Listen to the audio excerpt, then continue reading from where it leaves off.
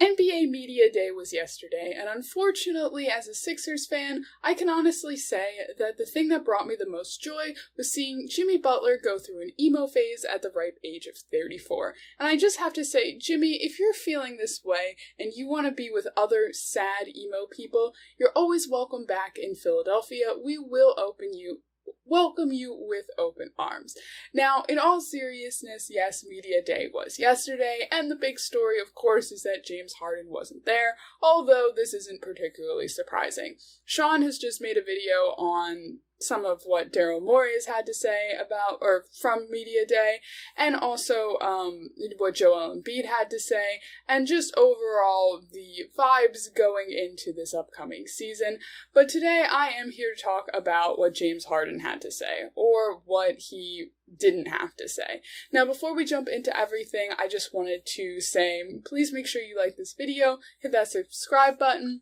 88% of our viewers are currently not subscribed to the channel, so if you are part of that majority, please make sure you hit that subscribe button. It helps us out and it keeps you up to date on all things 76ers.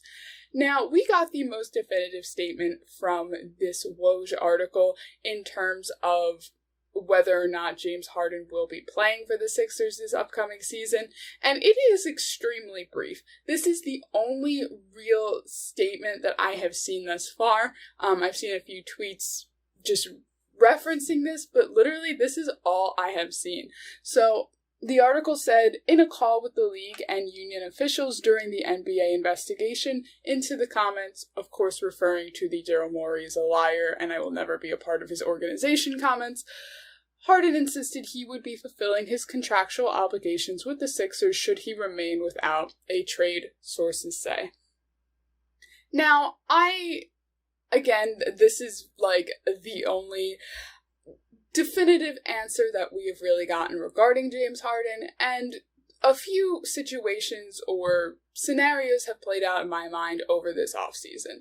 One being that, of course, the insanely optimistic take that I once had of maybe we'll all come together and put aside our differences and go for the chip, and we'll all be happy, and James Harden will have learned his lesson from previous teams that he shouldn't try and make an absurd trade request, and that we're all here for James Harden and we're gonna give him another shot under Nick Nurse and the world's gonna be happy.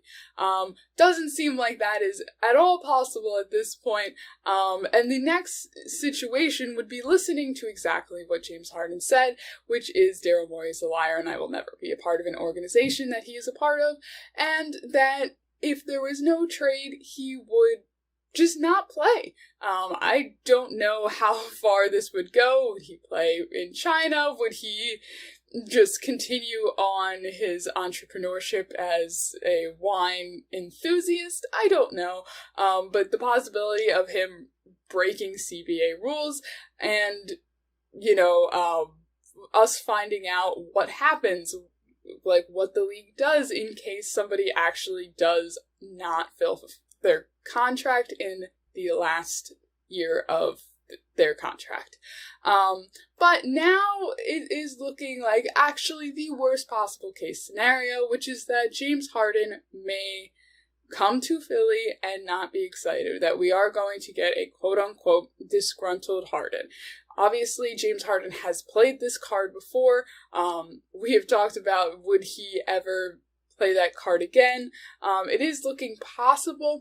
Unfortunately, what we've talked about is that James Harden really shouldn't do this. I mean, genuinely, he shouldn't, because no fan wants to watch somebody make millions of dollars to just slack off and pout and get their way, of course. And I say this all as somebody who likes James Harden and really would love to see him at his best, but this is just not what it seems like we're gonna get.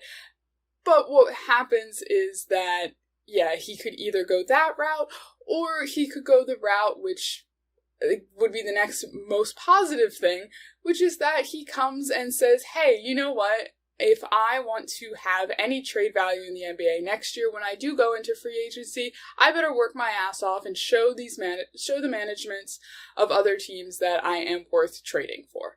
But of course, we are still going to have to wait and see. Sixers fans are very, very, depressed and emo right now, just alongside with Jimmy Butler.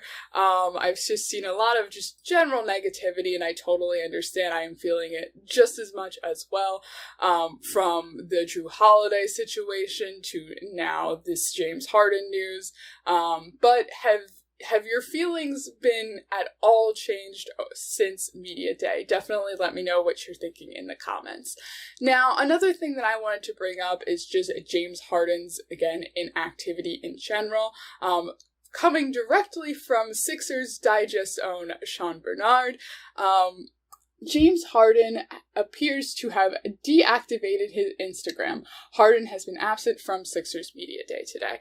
Now, him not showing up at Media Day, we've also discussed on this channel before, that it's probably a good thing that he doesn't show up to Media Day. It's kind of a damned if you do, damned if you don't situation in terms of James Harden. I mean, if he shows up, then all of the attention is going to be on him, and it's all going to be directed away from his teammates. It's all just going to be everyone asking him if he's showing up, if he's trying his best, which could just lead to another media disaster or another Daryl Morey is a liar-esque moment in Media Day, which is really not what the Sixers need. And again, I do think James has a lot of respect for his teammates. All of his teammates have come out and respected him, and very similar sentiments. I will get to that later. But I think in a weird way, him not showing up to Media Day is actually, in a sense, a sign of respect for the rest of the Sixers players who do want to be there and do want to try their best. But yeah, so we've talked about Daryl Morey's comments, we've talked about Joel Embiid's comments, specifically about James Harden. All of the comments have been from his teammates have been very positive and have been pretty much the exact same statement, which is that they like him, but they respect his decision. On the Rights to Ricky Sanchez podcast, I was actually working on another video about Mo Bamba, and I have this quote pulled up from that. He said, this was pretty recently, I think about 4 or 5 days ago, he said, "Listen, I'm new here, so it's kind of hard to gauge like how awkward it was or wasn't before or after, but I will say, for the most part, everyone respects what his decision is. Obviously, we all want him back. That caliber of a player can take a team from good to great by just his presence. But yeah, nice try on the Harden question," which they go on to kind of joke around and say that that's a Media Day ready answer.